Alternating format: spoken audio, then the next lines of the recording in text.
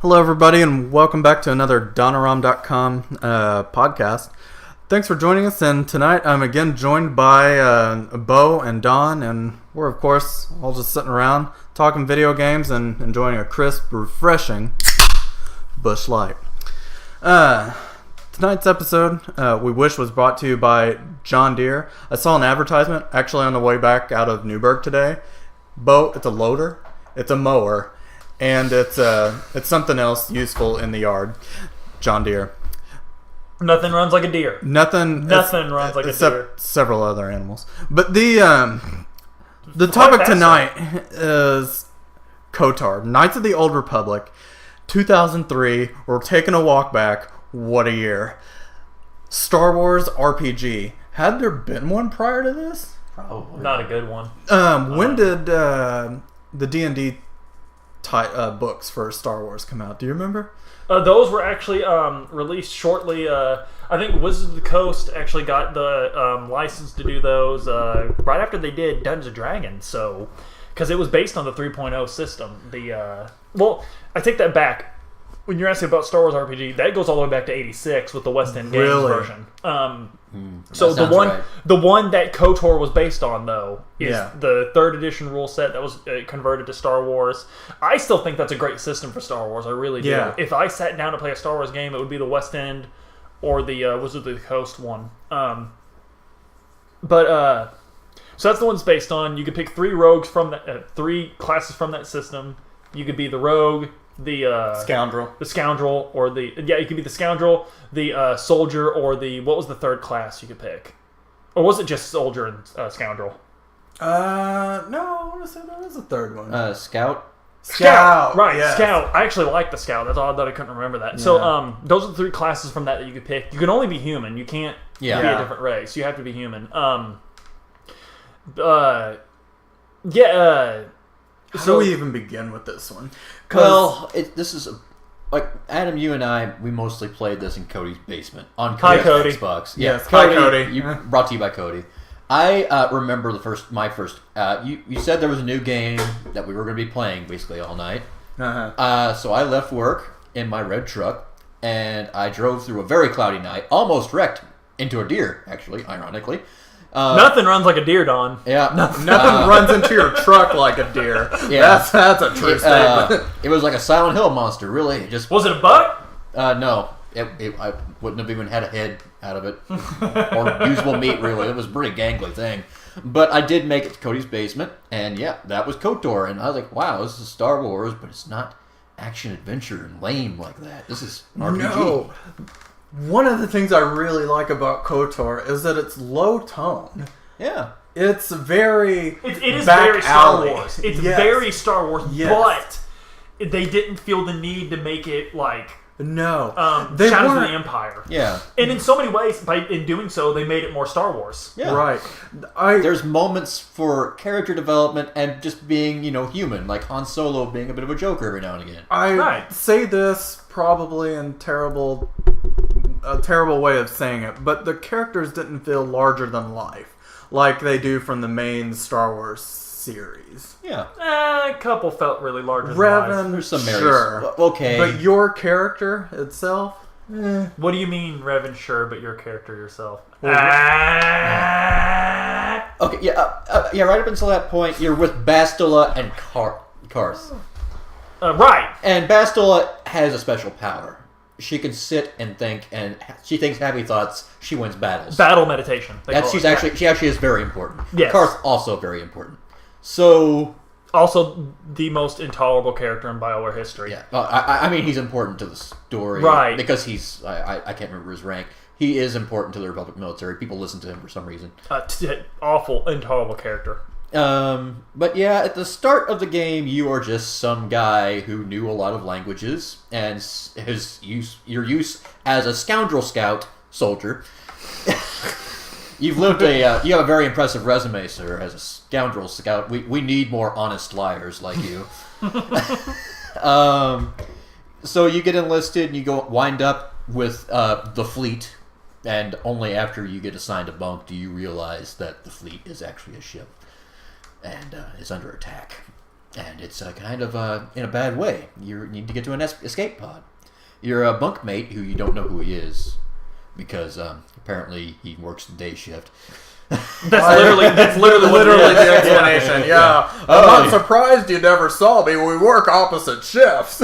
Like, wait, you the one shitting in the bed? No. Also, I did have some milk. My name was on it. It's gone. This isn't the time. This isn't the time right now. Yeah. But we will talk about this later. The Force works in mysterious ways, man. The Force can do terrible things to a bottle of milk. So, tutorial. You do come across one dark Jedi who is fighting a light Jedi. Light Jedi loses, setting up. Okay, yeah, these people are out of our league, so we're not going to fight them. I think the specific words he's even uses is, "We're just getting away. Let's get out of here." Yeah, I was wrong. The light Jedi does win, but then she gets knocked out by an explosion. And you can't loot her. Right. You can't loot her lightsaber. That would be wrong. And the Sith, well, apparently his is gone too. Right. So you can't get a lightsaber that way. Because one thing about the 3rd edition rule set that Wizards of the Coast did is lightsabers were ridiculous. Yeah. And if you level as a Jedi, they just become more ridiculous. They're supposed to be ridiculous. Then you find a prototype vibroblade, which you could kind of keep with you in the party at least for the rest of the game. It's upgradable, customizable. It introduces you to that system. It's not too complicated, but it works. Right. Then then your party member, White Hero Man. White.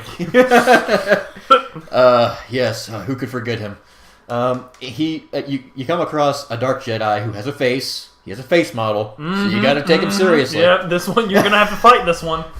He says, "Don't worry, I'll hold him off." And then the door seals. Like, okay, he's gonna hold him off. And you don't fight him. Yeah, you don't fight him. You run off and you go to the escape pod. Karth is like, "Hey, use the escape pod." Okay. I'm doing this because I want to. By the way. I want to live. It makes sense. Like, I'm not doing it because you told me.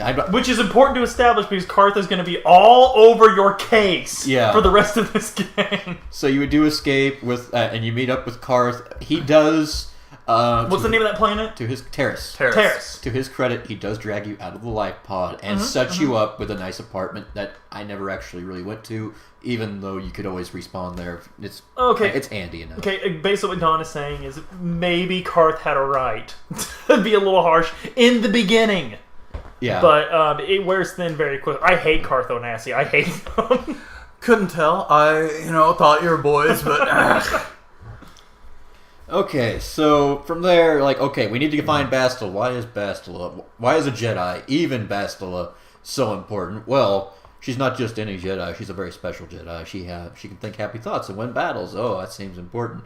Where was she on the the pillar of whatever? Where was she in the battle that just landed us here? Hey, that's not fair, man. And also, that's hit below the belt. Karth wants to know why, and this is actually an important plot point, why you were added to the registry at the last second. Yeah, that's actually a good point. Yeah, why Bastila needed you there. You know what you say. Karth, you say what you will about him. He makes a good point that time. I love that one of the... I don't pick it because, again, I can't play bad characters, but I love that one of your dialogue options is literally like, hey, are we doing this right now? Like, what's it to you, buddy? Like, I love that you can just... you can actually be pretty... Sith is actually pretty southern Indiana in this game. It's kind of like, hey, bud, hey, I don't ask you about your business, all right? Yeah. Then you buy a new party member, the droid, T-34.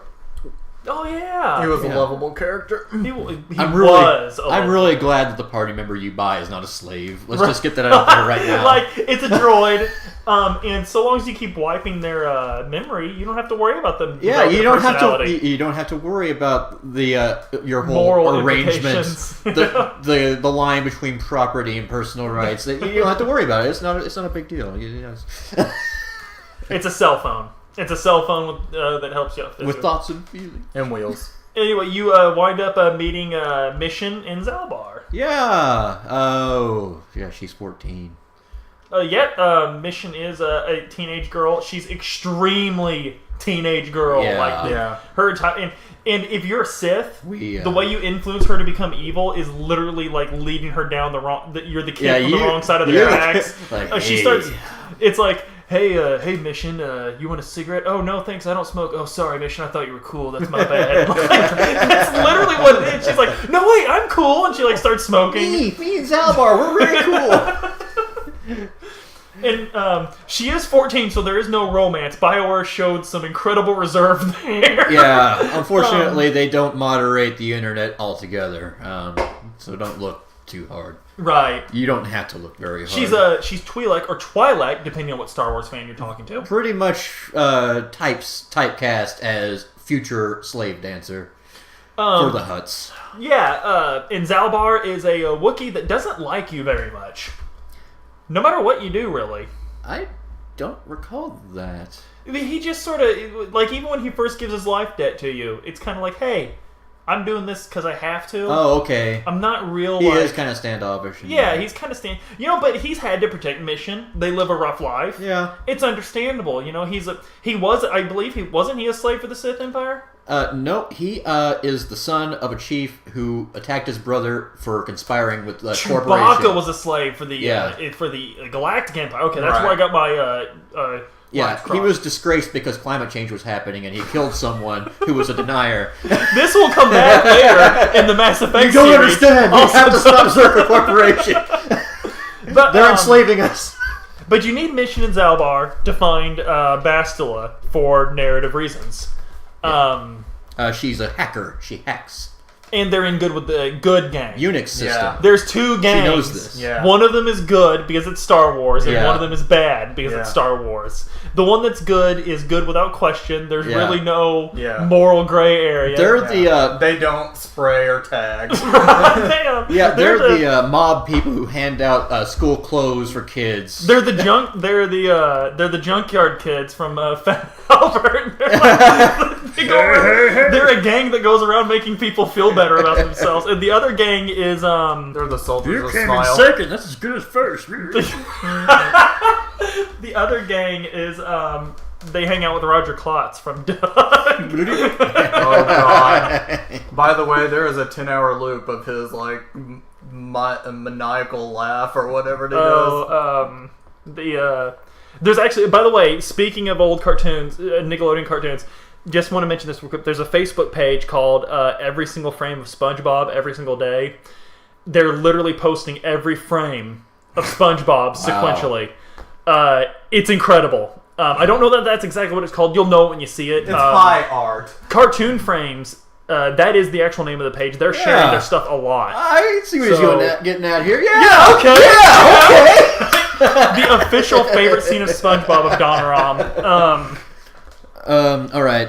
So this is analogous because KOTOR was out. You need to get in this bike race because there is actually a slave girl in this game, and she wasn't a slave girl. She was a powerful Jedi, super special, but she got nabbed by some slavers. Yeah, Bastila is the prize of this race. Yeah, because again, this is before video games got woke. Way before they got woke. Yeah, like 10 years before, and you have to actively try to be a decent. Well, you have to actively try to be what is a mainstream American today. Oh, it is to be light side. It's absolutely it is absolutely still when video games were 100% geared towards males.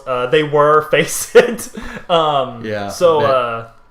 So you win the race, and they're like, hey, we just found out this girl's a Jedi, so you're not going to get her. We're going to compensate you, though. For the loss of your slave girl, we're going to give you lots of drugs. No. I really need her. Can we just, no, you can't handle her. She's a Jedi. Well, little thing. That's kind of the point. Like, wait a minute, I recognize, okay, this whole thing falls apart. She breaks free. I am not going to be anyone's prize. And then you could have done that at any time. Huh? Right. Cool. Did we skip the rat ghouls? Oh, yeah, we did.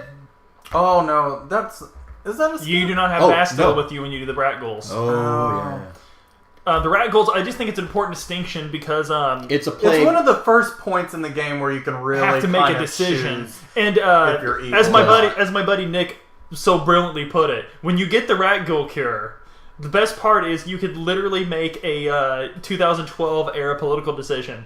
You could give the rat ghoul cure to the people who need it, like Obama would, or you could send it up to the top to the people that deserve it because they got money. They don't need it. They will never but they deserve it. need it. They will never use it except to take a poverty tourism tour. The worm that tells you about it too when you're leaving the Oh, doctor's yeah. office. Hey man, Have you considered donating to the RNC? what's the big lord's name on that planet? The crime lord. Oh my god, it starts with a D. It starts with a D. But he tells The you one that mercenary that you're told is so bad. Oh works wait! for. Oh yeah! Oh, what's his name? I can't remember his name, but he's like, he'll fetch you a nice price for Right. it. Davik, maybe? Davik! Yes. Yeah, it's Davik's shit you steal to get off the... Anyway, so Yeah. you get Bastila back and you go steal Davik's shit. That's what Yeah. we're getting at. Yeah. You find Canderous, and he's decided to change employers. He's gonna hang out with you. Canderous is one of the best characters in the Canderous, game. he really is. Your first interaction with him is great because he's just like and just walks off. Canderous Oh, yeah. is the Southern Indiana character. Yes. Actually, every male that works in a factory in Southern Indiana, I work in a factory in Southern Indiana, I know what these people Yeah. are like. Canderous is who they want to be. That's who they act. When they look Yeah. in the mirror in the morning, they see I Canderous. just get the job done. Don't really care what happens after. I did a workout for an hour, basically. You know, I walked into that gym. Everyone knows I own it. Yeah. Right when I walk in. boy, if they had sent me to Vietnam, there'd be no Vietnam.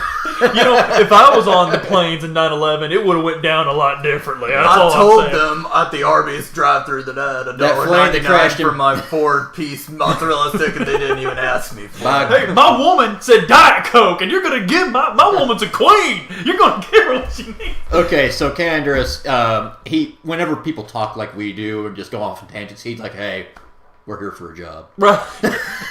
He'd walk Knows away. the he's Mandalorian, isn't he? Yeah. Yeah, he's Mandalorian. That's a big part of it. Yep. He's not the Mandalore there. He's a Mandalorian who Right, is kind of right. dejected. Yeah. You get war stories out of them, really cool war stories. Oh, yeah. And they all and then we genocided them. Oh yeah, they all. Except for the cat girls for some reason. We kept them around. Oh, by the way, you got one with you. So, you go to the Jedi Council. Yeah, you escape. It's kind of episode 1-ish. You starjack. Yep. You starjack Davik. Well, there's one piece, because do you remember the bounty hunter that Yeah, was Calo with Nord. Davik? What was his name? Calo Nord. Yeah, Yes, very that cool. guy. I love his little personality quirk. One. Yeah. Yeah, like Two. if you bother him, he starts counting. He's and if you, his character is even nasally. He's The short. game makes you very appreciative of when he dies. When you're yeah. flying off. like, The game which makes you really like that. should be that right then and there because the ceiling falls on him. Right. after he says, "Damn these Sith, they'll bring the hammer down in our ears," and it immediately falls on him. Which kind of like, bit of a buried lead here. Terrace gets destroyed. Right. We cannot risk her escaping, Terrace. Destroy the entire. But so we've got an army down there. I don't care. So, actually, that's another important distinction is Star Wars canon was really intent before Disney made everything not canon. It was really intent to say, like, hey, I know it was a big deal that Death Star could destroy a planet, but that wasn't really a big deal. Because Yeah. there was all these things in history that could destroy it. Well, they didn't destroy the planet. They bombarded the city. Yeah. I thought it's still technically usable. Yeah. Still, yeah. But, It's actually a big plot point in KOTOR 2. Because what happened to Terrace happens to a lot of planets. Yeah. Like, KOTOR 2 is post-war reconstruction. It's literally the Marshall Plan in space. And I don't know about you guys, but I judge a Star Wars game by its identity and its ship and the Ebon Hawk. oh, yeah, the Ebon love Hawk. it. The name of the ship? Yes. Fantastic. Fantastic. It's got that similar shape to the Millennium Falcon. It's got a bird. It's got an adjective. Yes. They did say that it was a Corellian cruiser, didn't they? Yep. So yeah, did it is I must have very missed very that. similar to the Millennium Falcon. Yeah. So you do make it to the council. Yep. You're Very episode 1-esque. Yeah, You yeah. escape the first area. too old. Even Too a old to get Yavin the like training. even a Yavin like planet, or what is Yavin? What? No, that's Dantooine. Dantooine. It's very Yavin-like. Dantooine is also the little bit of Star Wars trivia. That's where Princess Leia tries to lie about the Rebel there was base a Rebel being base there. Now, but what makes me wonder is why, like, so we see Dantooine. It used to have a Jedi Council. It's this beautiful planet. Why did Princess Leia feel this planet was expendable? Like, why did she try to sell them out? Like, I get it. She wants Alderaan to live, but why didn't she just say, Zintai Garrus 4, that's where we've been hunting. You probably never heard of it. Well, you see, she is distantly related to the Matale family. And the Matale family was wiped out by their bitter rivals because the player character did not satisfy the quest line there. It was really sad. But you go to the council like, okay, son, if you want to roll with the big dogs, you're going to have to do some side quests. They throw you some Coors Lights. Yeah, you do some side quests. You kill some Kenrath. You bring back some lightsaber crystals. Like, okay, you find that Jedi that's gone Sith. Yeah, but you can bring her back, and she just becomes your cat girl companion. Which I didn't realize my first playthrough, and it's like, the first time you see her, it's like, kill her, she's Sith. Yeah. Well, no, she's like, looks like she's having some moral compunctions. Looks like she could swing either way. That's too dangerous. Let's kill her. Basically.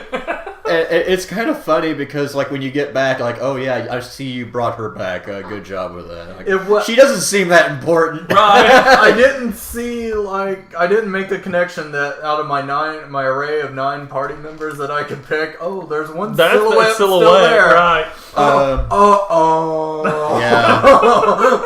Okay. And she is useful in the early game though because she can cast heal. Yeah. With Bastila, before you get to it, that's really important. Yeah. And so that actually is kind of a fun world. The rival family quest line is tedious. Yeah. It really is. I just love, like, Urin, Alan, Shin, Father, Shepard, Rex, Garrus. We're probably going to do that for the BioWare! BioWare located in Vancouver, British Okay. Is Vancouver in British Columbia? Yes.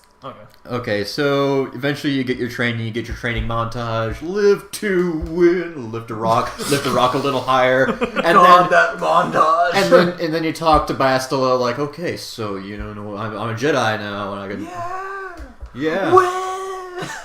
Yeah. Then you get sent off then you find the star map. Mm-hmm. Yeah. And this is a place that both Revan and Malik went to. And the map's incomplete. You need to find other maps. Fortunately, we basically have leads on where they are. Mm-hmm. A whole new You go to Tatooine. definition of fragment of files. That's right, you go to Tatooine. Yeah. And I did not like Tatooine. Yeah. It's a tedious moment in the game. But you do find HK-47 there. That's right. You do have That's a swoop right. like race. And I'm not going to lie, it is one of my favorite planets, but specifically for the Sand People. Because if you play your cards right, you talk to the Sand People about their history, their oral history, and you learn that the Sand People were once a very high, intelligent, spacefaring species. When at some point they dared to dream of star travel, but they attracted the attention of a terrifying power that came to their planet and burned it to sand, leaving only a few survivors. Ever since, they have loathed modern civilization for fear that the destructors would return. So I've always just blatantly went through and murdered them all. You murdered them. So, hang on. No, I've never done that. So, one of my favorite things about KOTOR is I find out something new about it every time I talk about it or play it. I had no idea that this was a thing. Neither did I. Okay, and just to the cherry on top, the person communicating this to you, the only person who speaks Sand People, is HK-47. A droid. So he is constantly interjecting with commentary. Okay, so brass tacks, these people went to the moon, thought they were really high on shit, and then some other aliens came and wrecked them, and that's why this planet sucks now. So, I had no idea. It's also... Neither did I! Oh my god! It is also why Tatooine has very little in the way of minerals that are useful, because it was mined by the Sand People in the distant past. But, That's crazy because I did not play Sith. I didn't just murder all of them. I just played Jedi. I guess I just wasn't a Jedi that really. I guess I didn't take the time to care. You have. It's the common denominator between Sith and Jedi. Here's. They're animals. I killed them like animals. Not just the women. They never have a good point in history. Throughout the whole thing, they're just constantly shit on it. My God. Well, they're survivors. They survived terrible things. And okay, here's the thing: the game rewards you for this because it sends you on a quest line. Okay, if you want to earn our trust, go get these moisture evaporators for us because we're going to leave. Set up camp farther away from you all. That way, everyone wins. And if you do that and do a few other things for you, okay, you've earned the right to talk to the lore keeper, but you need to understand. This is something very precious. Not just anyone can talk to this guy. If the lore keeper ever mispronounces a word or skips a line in the history, he's executed. This is very special, and HK-47 is constantly shitting on him the whole time. He is referring to a time. He refers to an age of myth when his people flew among the stars, which probably means they had starships at some point. Doubtless, this is an exaggeration. This was not a dragon. This was a laser that came from the sky and turned this planet into the stupid shit you see now. God, that's incredible. I had really no idea. is. We don't know what the Jawas are, but the Tusken Raiders were literally post-apocalyptic Mad Max. At some point, they had spaceships. They were screaming, "Witness me," and we refused. And that's why the star map, that is why they have a little bit of an issue about it. It's a cultural memory of someone dicking around with them in the distant past. Oh my gosh. I can't believe it. The deepness of that and lore. I feel like the thing is, I pride myself on digging because I was a huge expanded universe guy before Disney nixed it. I loved the expanded universe. God, that's a shame that I missed that. Yeah, that's a shame. Yeah, you just used to replay it, I guess. Yeah, or watch it on YouTube. I guess I'm sure someone's talked about it. But no, this is actually another thing I went over with my friend Nick when we were talking about it. Is it's great because it's a game where you just because this is kind of when the age of the playground rumor was dying off. Yeah.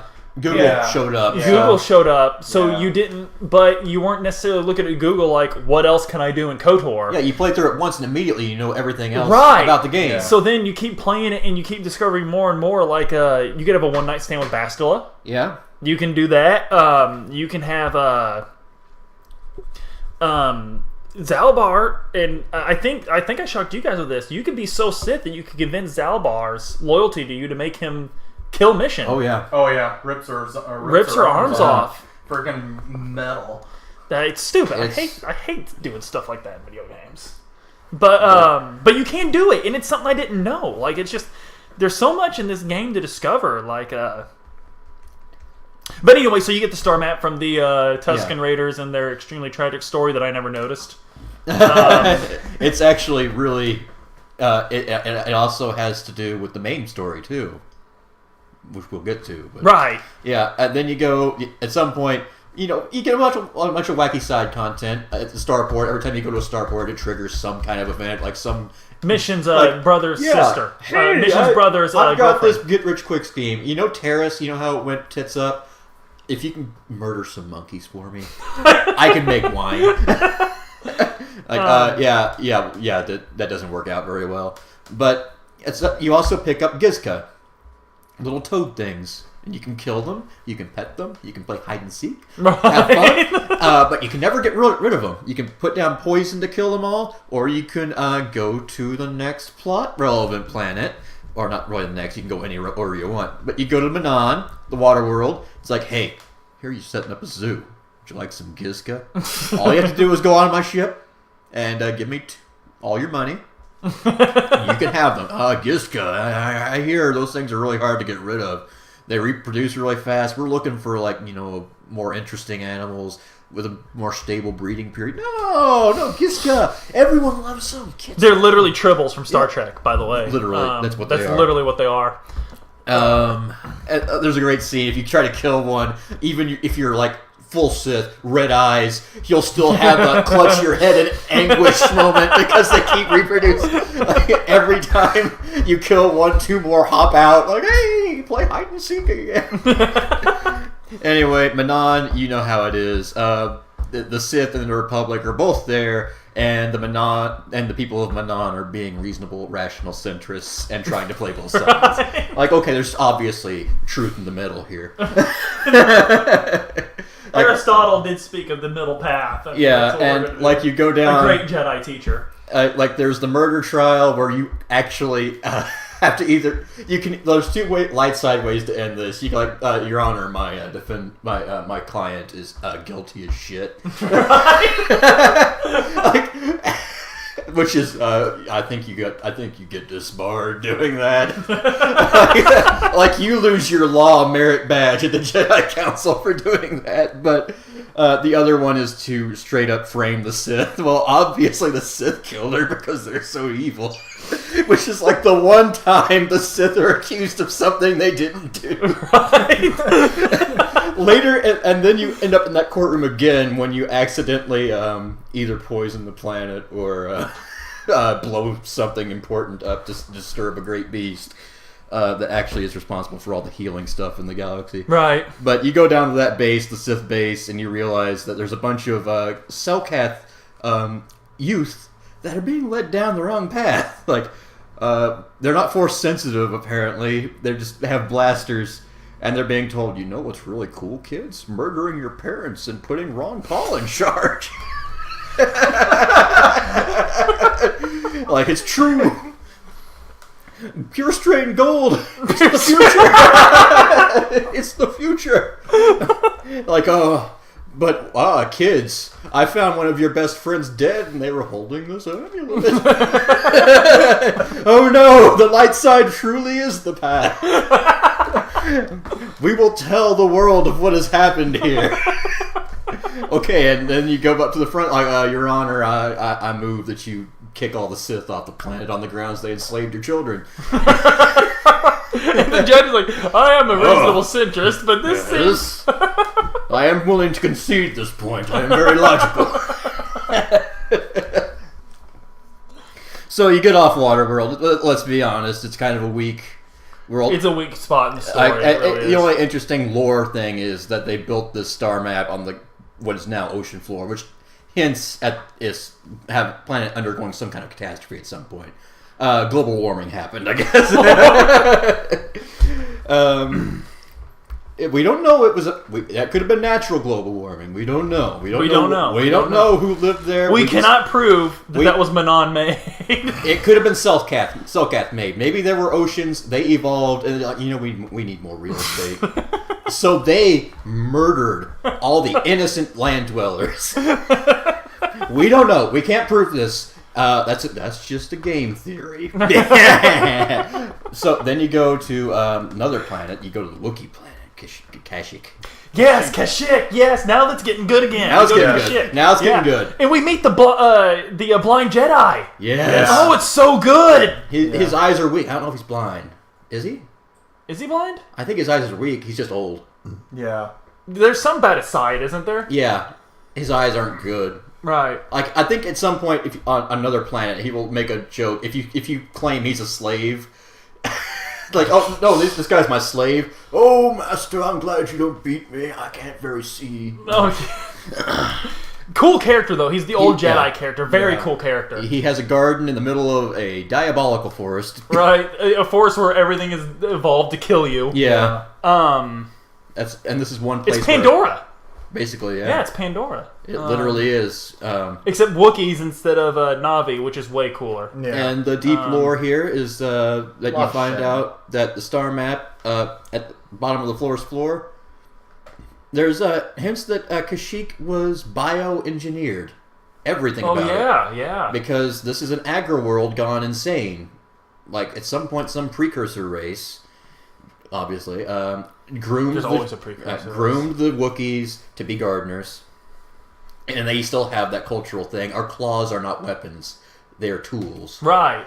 And that's why Zalbar got exiled, because his brother was selling his people to Zerka Corp, but his father was a reasonable centrist and violence is wrong. Oh, that's right, because Zalbar used his claws against his brother, and that's you know what? Good. Yeah.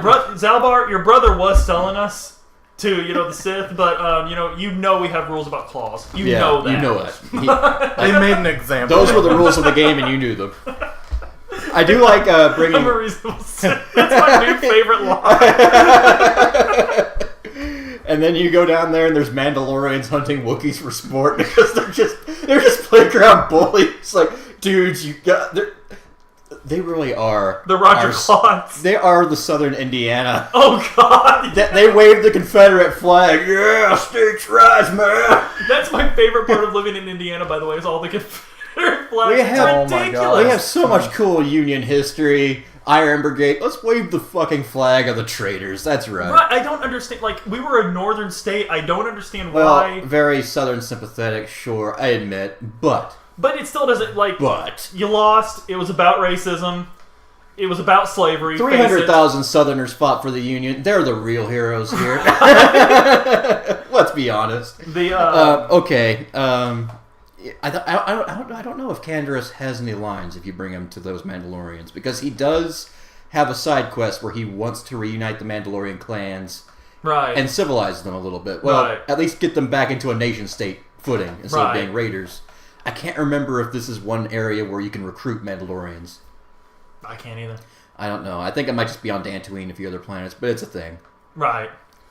Anyway, you find Jolie, and he's like, hey, the Zerka's over there, and they're messing with the wildlife. I'd really appreciate you making them leave. If you kill them...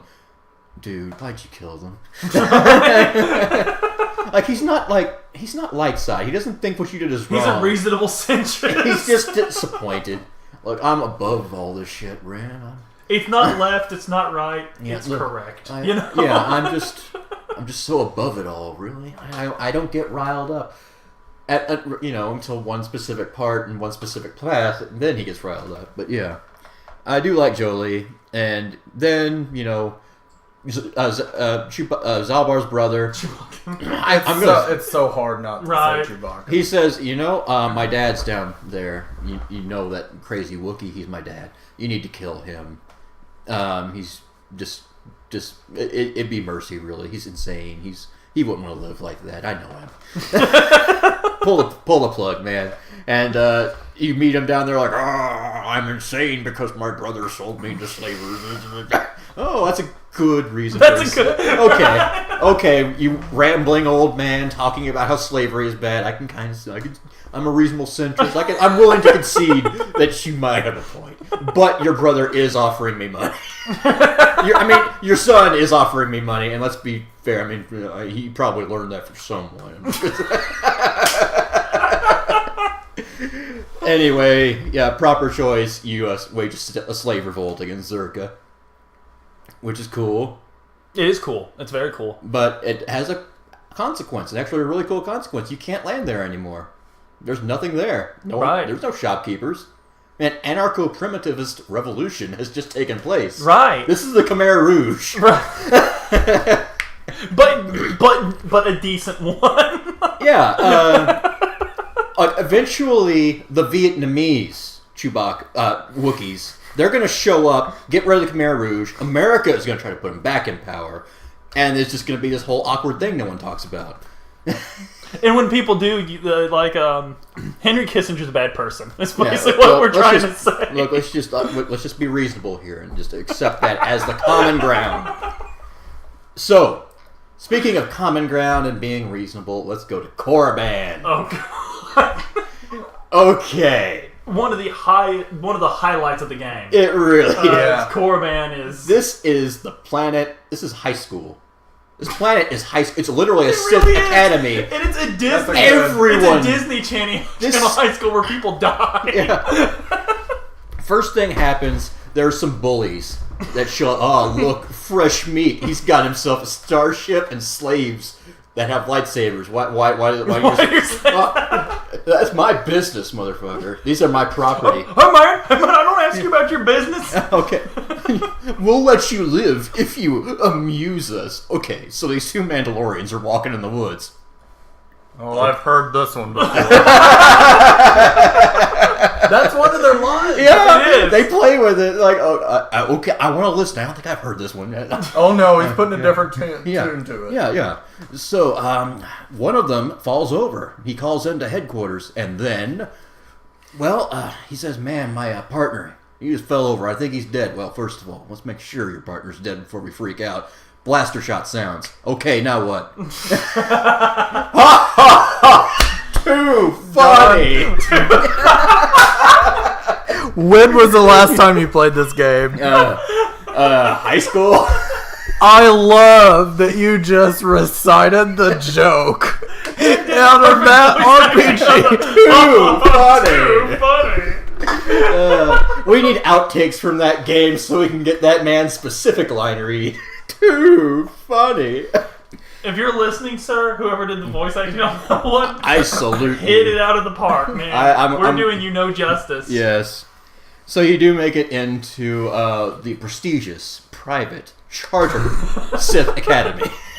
That has a really cool prom. Yes. That has a really cool prom. But it's kind of empty because most of the students don't really make it that far. They don't make it to April. Yeah. You have to go out and earn some merits. You meet some ghosts. You beat them up, or you talk them. You debate them rationally, reasonably, out of existence. You Shapiro them out of existence. Yes. Yeah. Logic and facts, bro. Logic and facts. And if you're really nice to this one Sith lady, she's like, "Hey, I've got an idea for a cooperative mission." And cooperation, that seems like a socialist word. I'm pretty sure we don't do that here at the Sith Academy. Like, no. It makes sense. We'll both get honors for getting this artifact. Okay, you just give me the artifact. You toss me the idol. I toss you the whip. Force choke. Give me the lamp and I'll pull you out. Yeah. Then the big thing about this planet that I really like, the person who is put in charge of tutoring you, showing you the way of the dark side, she's a bit of she has ambitions. She's got an interesting backstory. She was a slave, rose up, but she took all the wrong lessons from slavery. So instead of, caring about others, she just wants to make sure it never happens to her again. And she's going to rise to the top. She's going to knock out this nice, kindly Sith Master who just calmly and reasonably tells you that self-interest is the highest order. And you can rat her out. And then you can tell her that you ratted her out and say you're actually being a triple agent.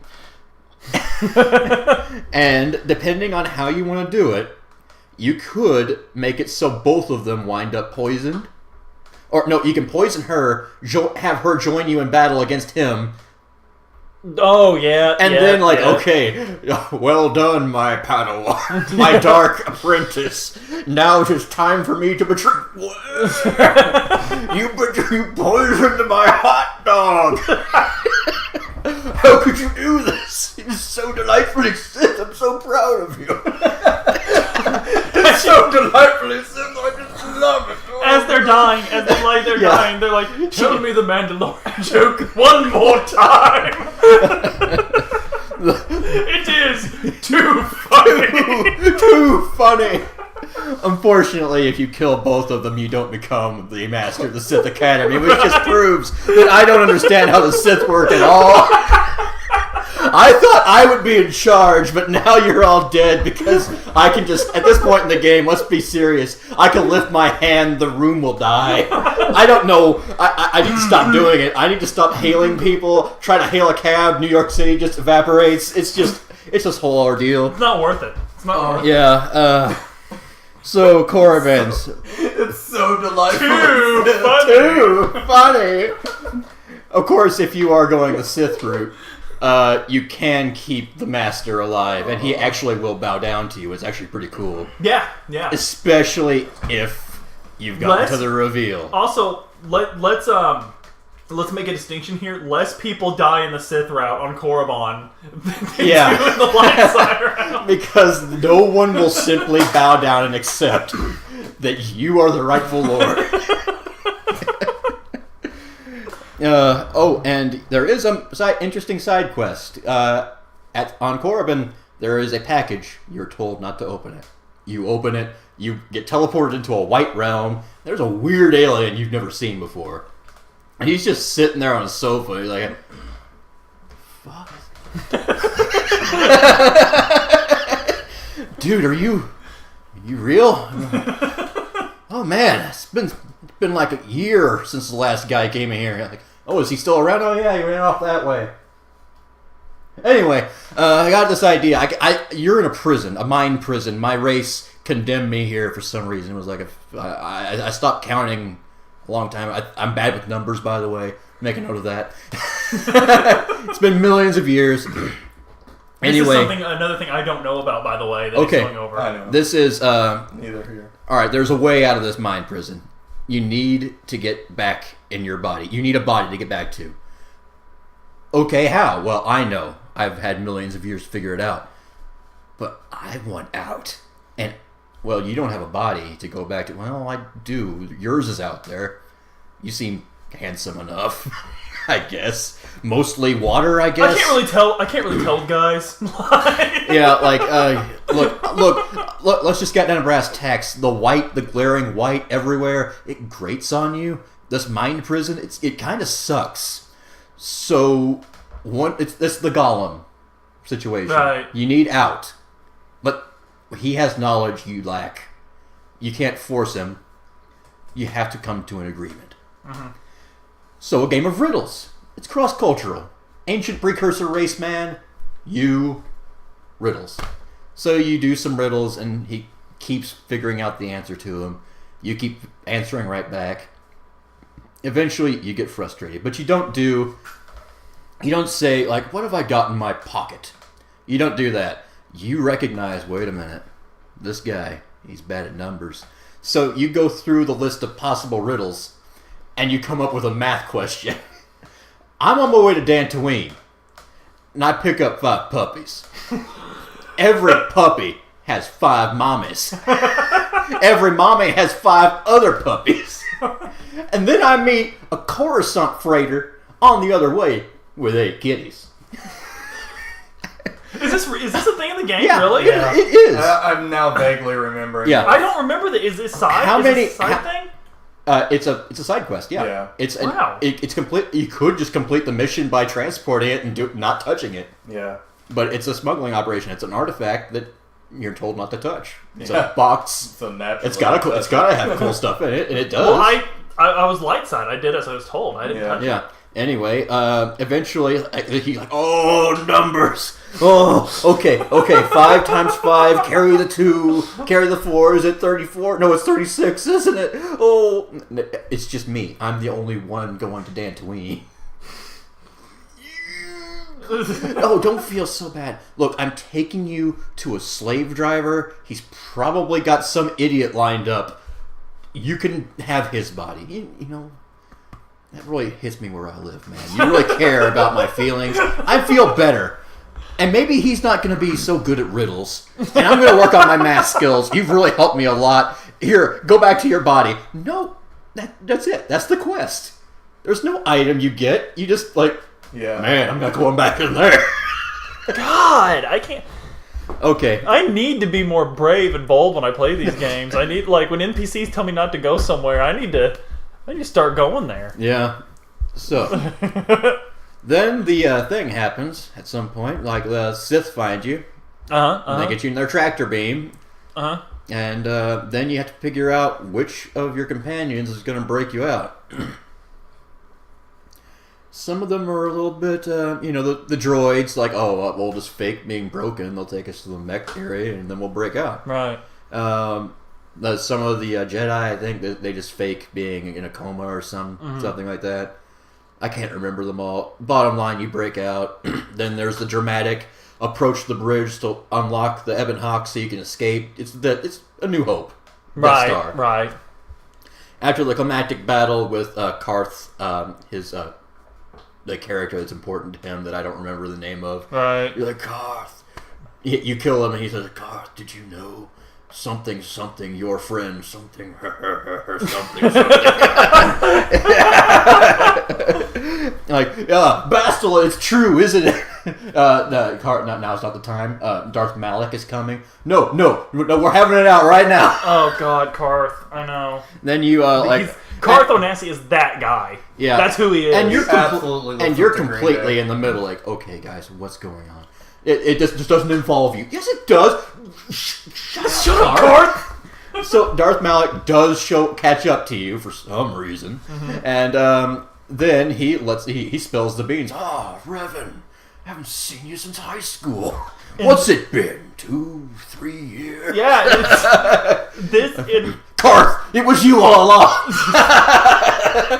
I knew I couldn't trust you. This whole reveal like when you explain it to people, it feels cheesy, but when you're playing the game, it is genuinely impactful. Yeah. That's why I made the joke earlier in the podcast, because you said that the Larkin, But no, I have vague memories of everything that happened before I had clear memories. It's like somebody wrote my life like I was in a video game or something, or a Jedi tried to... That line from the beginning of the game, the Force can do terrible things to a mind. Yeah. Like, it all just comes around. Yeah. Like, it's fantastic. It's great. And then that's the big point where, like, do you embrace the Sith part, or do you just like, no, that may very well be who I was, but I'm a different person now, and I still hate you. One way or the other, you're going down, motherfucker. Right. Then he Force Whirlwinds you. Bastila gets captured. End game. What? You go to the end game. This is the end run. This is the Mako ramping into the Citadel. Right. So, actually, Bastila getting captured leads to one of the few Sith lines I actually think is really funny. It's when they're torturing her. Yeah. And she'll be like, oh, I'm sorry, I know that. If you were in a romance with her, she'll be like, oh, I'm sorry, I know that must have been terribly painful for you to watch. And one of the lines you could say is like, no, I actually kept messing up just so they hurt you more. Like, I thought it was quite funny. Yeah, I appreciate that. But yeah, you signal the Republic fleet. Yeah, you don't. You just follow it to that signal, and then there's that EMP field, the ancient civilization. Yep. You get down there, and it's just littered with dead ships from all different races, all different times. Everyone who comes here doesn't get off. And you find out that this place is populated by those people, the race of that one guy who you found in the mine prison. Right. Post-apocalyptic survivors. Right. Two tribes, one priest, kind of techie, keepers of the forbidden lore.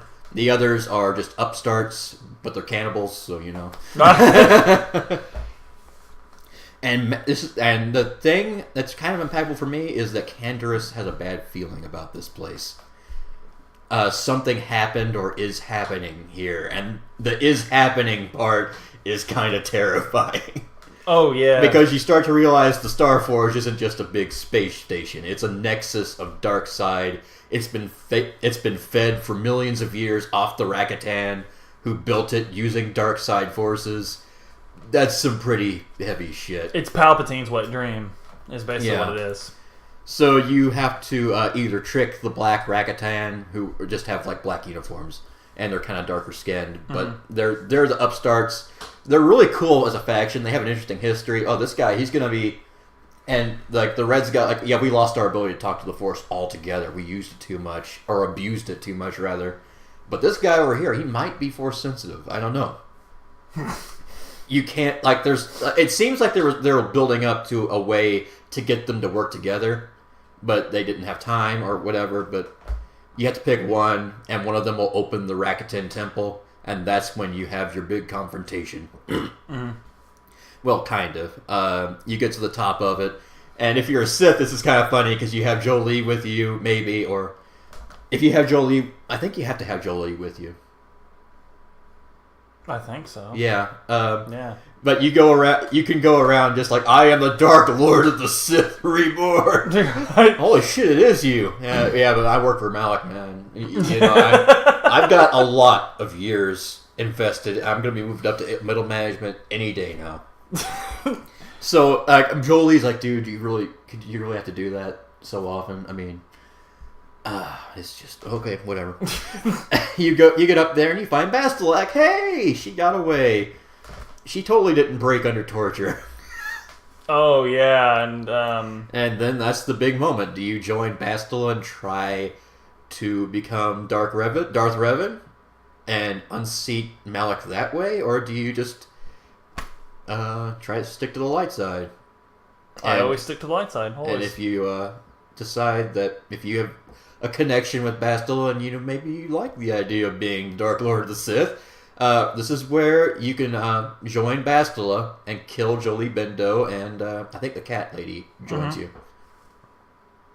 And that's the big stepping off point. That's also the point where you get mission to die, and Karth runs off. Yep. Without intervening. Anyway, yeah. Malak. Malak's a great boss fight. Very fun. There he is. Very fun. I appreciate that if you have drained life, you can do what he does to the captive Jedi. My favorite thing about the Malak fight is at the end. The Jedi ending has something way more tragic than the Sith ending, in my opinion. It's when you finally beat Malak and Malak's talking to you, and he's basically like, "Where was my chance? Yeah, you had your chance. Bastila remade you. You're a Jedi now. You get to live. You get to be good." You were the one who led me down this path. Yeah, you did this. I learned it from watching you. Malak, where did you learn all this Sith stuff? I learned it from watching you, Revan! Alright? I learned it from you! Parents who practice the dark arts of the Sith will have children who practice the dark arts of the Sith. And you can bring Bastila back, or you can kill her. But Bastila, you get to see her power in action. If you remove her from the equation, the Sith no longer are coordinated, and the Republic can manage to break through, destroy the Starforge, or you can have Bastila do the battle meditation for the Republic. It's actually kind of weird because if you do the light side thing where you save Bastila and bring her back to the light side, it's honestly like boy, what was I thinking? Yeah. It's boy, I just dropped the ball there, didn't I? Dude just shocks me against a rock for a few hours, and man, I was out like a light. I don't understand what happened, but and then you have a very Star Wars ending. Yeah, we must remain ever vigilant because we're awesome. Right, and some spaceships fly overhead, and it's not long. It's not a long ending. No. But it's very Star Wars. It goes into the thing. It's just an excellent game. By the way, I was just reminded, I saw a really funny thing. There's some movie where these people are in a church pew, and they there's 3 pews in a row. Each one has a gun to the back of their head, and then there's a sniper positioned in the rafters of the church.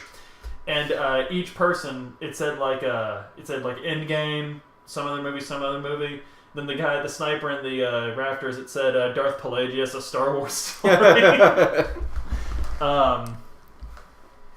But yeah, that's KOTOR. And the Sith ending is you assuming control of the space, the Starforge. Right. And conquering the galaxy. Only it turns out, canonically, even if you went evil, you didn't do that. Right. You fucked off.